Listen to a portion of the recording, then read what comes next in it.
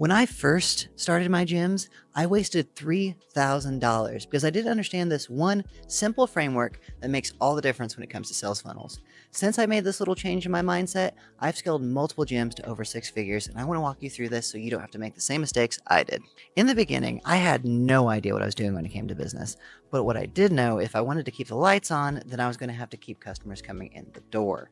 I searched Google for hours trying to figure out how to do this. And the one thing that kept coming up were these magical things called sales funnels. No idea what they really were, but everyone kept saying I needed one. So I did the natural thing and I went out and found someone to make me one. I found the first person I could that told me they could make one of these magical funnels, and I thought I was set.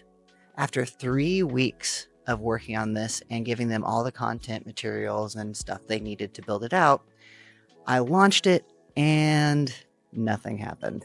But the issue was not that the thing they built for me was wrong.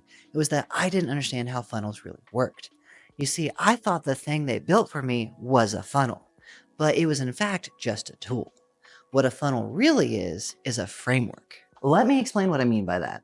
Funnels actually have less to do with this stereotypical model of people going in the top and then money coming out the bottom, and more to do with know, like, trust.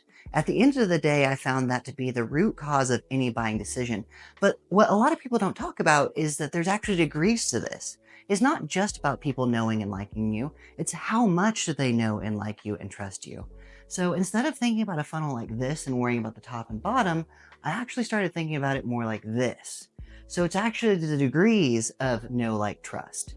Once I broke the funnel up into these phases, it became so much easier and a lot more clear to me when I needed to use the tools of marketing and at what stage of the funnels they're going to be the most effective. And what I mean by tools, that's these. So landing pages, email marketing, ads, all of those things are just tools. None of them are funnels by themselves, but they're very powerful assets that you can put into a funnel to actually accelerate the process. But they only work if they're put in at the right place. I'm going to give you a brief example of a very simple funnel. And in this one, we're going to talk a little bit more about an organic one. So an organic funnel typically would look something like this. At the top of funnel, when people are just getting to know you, the tool most people would use is content. So this is an easy one to visualize. Imagine you're just scrolling through Facebook and you see an ad or a picture or a video of something that interests you. In this situation, let's talk about someone showing a new way to do a bicep curl. You find the video, you've never seen this person before, but it piques your interest. At the end of the video, the person says some kind of call to action, like, I've been doing bicep curls this way for this long and it hasn't really worked out for me, but I switched it up and now I'm doing it like this. If you want 3 tips to learn how to do a bicep curl better, you can download the PDF below. That PDF is going to be called a lead magnet. And if someone actually clicks on that lead magnet, then that means they're going to move into the know more. They're actually going to dig deeper into whatever it is that you're offering. Once they get to the know more, if the lead magnet is strong enough and enticing enough to actually go and seek it out, they're going to go to a landing page, which then builds the like factor. The landing page is going to give them more information about you. They're going to be able to learn more about what you do, how you do it, and if the lead magnet and the landing page are good enough, they're going to start to like you even more to actually give you their information to receive whatever it is. Once you receive the information, you then get the privilege of sending email marketing, which will be the like more phase. So the like more phase is typically going to be email, text message, some kind of outreach to that individual to try to get them to know us more and actually enjoy our content more. Now, as the like more progresses and they go deeper into the content that you're providing, if what you give them is actually valuable and they start getting actual benefit and rewards by using the content provided, that's when they're going to move into the trust phase. Once they move into the trust phase, that's whenever you can really start building a relationship with someone.